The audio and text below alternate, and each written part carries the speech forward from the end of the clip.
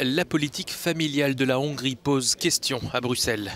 Le Premier ministre Viktor Orban a lancé un plan visant à doper le taux de natalité du pays. Incitation financière, prêts avantageux et aides accordées aux familles nombreuses pour acquérir une voiture. Tout est fait pour ne pas dépendre de l'immigration, c'est ce qu'a défendu la secrétaire d'État hongroise aux familles au Parlement européen. En Hongrie, nous disons que nous ne voyons pas l'immigration de masse comme une solution à nos défis démographiques, mais nous voyons la solution dans nos ressources internes. Tant qu'il y a un écart de fécondité, les jeunes auront moins d'enfants qu'ils ne le souhaitent. Cela signifie que nous avons un point d'intervention, que nous avons une tâche à accomplir. Nous devons donc agir pour permettre à ces jeunes d'avoir une famille. Pour l'opposition socialiste, le taux de natalité en Hongrie ne justifie pas de mener une telle politique. Les incitations mises en place par le gouvernement ne bénéficieraient pas aux plus démunis.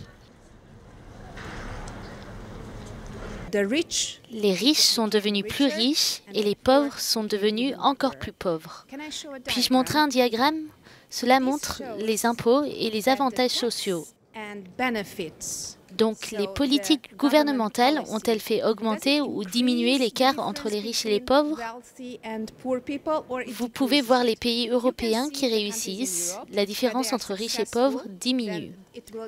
Et il n'y a qu'un seul pays à la fin où tous les systèmes d'imposition et de prestations et tout l'argent du gouvernement vont aux familles les plus riches.